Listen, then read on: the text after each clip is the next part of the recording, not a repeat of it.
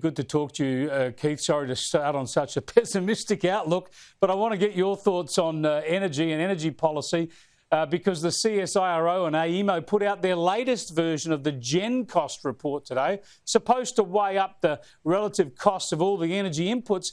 But just like its previous reports, it talks up the renewable case and talks down the costs of renewables and tries to pretend that nuclear is just out of our league, just is far too expensive, which must be news to many, many countries around the world. Oh, Chris, who would have thought it? Electricity generation is all equal, but some are more equal than others. I think the CSIRO, unfortunately, has done some real damage to their reputation here. Claire Lehman, she basically tore them to pieces in the last GenCost report, and they deserve to have it torn to pieces. This idea that you can utilise the existing generation as your backup for reliability for an unreliable generation system in solar and wind, not cost that, put that factor into your cost and then do it sometime in the future maybe, leave out half of the stuff. It's all about getting an outcome. And the reality here is you used to design these things, Chris, on a curve that was reliability versus cost. You get the best balance you possibly could for the consumer. Well, now it's all about the fuel source. Labor just wants to be able to say they got rid of coal.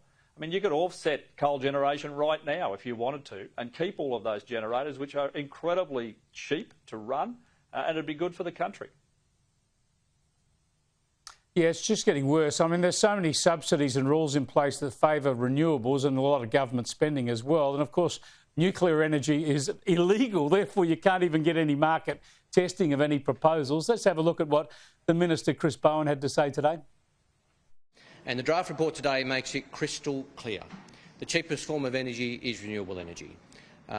Renewable energy is cheaper than coal, cheaper than gas, and much, much, much cheaper than nuclear energy. The GenCost report today takes into account all the costs that go with renewable energy between 2024 and 2030, including transmission and storage, and it still finds renewable energy is by far the cheapest form of energy.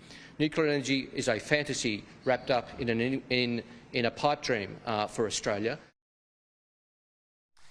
Yeah, this stuff's just driving me nuts, Keith. We all know that when the wind's blowing and you've got something there, it's producing cheap electricity, but there's the transmission costs, the storage costs, there's all what we're doing to the environments around the country to try and put in these installations, and you're still stuck with the fundamental unreliability. So if you want no emissions, you want to get rid of coal and gas, you have to go to something reliable.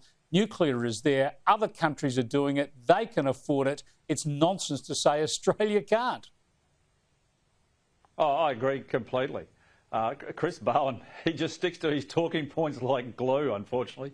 If you look at the UAE, they've just built 5,600 megawatts of nuclear generation capacity for $24 billion US. So anyone with a calculator there, you can work that out pretty quick. I think it's somewhere between 4 and 5 million a megawatt installed. But those plants will run for 60 or 70 years. Wind and solar, you imagine if these were up in the far north when that cyclone crossed, the damage that would be done, the damage that it would do to recovery for the people in the north. This is a really tough country, Chris. We have bushfires, we have cyclones, we have storms. We've got to build generation that actually can get through those things without too much damage. It is all about reliability, it is all about cost, but not for the Federal Labor Party. For them, it's all about ideology, and that is all that matters.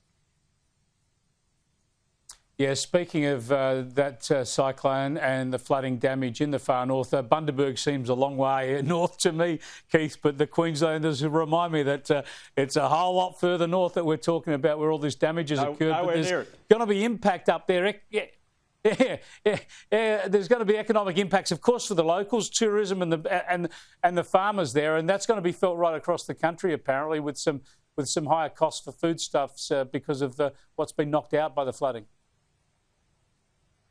Well, if you like bananas, 90% of those come from North Queensland. 360,000 tonne roughly across the country, but nearly all of it is in the north. And they get impacted directly around Tully and Innisfail. Well, that's just one fruit. The Mossman sugar mill unfortunately went into voluntary administration a few weeks ago, and I've seen media reports that they've got some substantial damage as well. That'll make it difficult.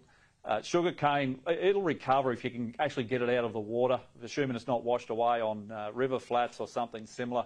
So yeah, it'll be a challenging time for agriculture up there. It will certainly impact prices. We've got lots of other places that grow mangoes, Northern Territory and others. So where it's spread, where the risk is spread, the impact shouldn't be too bad. But all I can do is encourage all of your viewers, Chris, get up there as soon as the roads are open and it's safe. Spend some money in the north.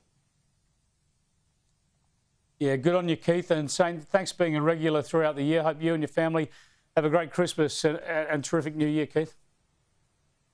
Same to you.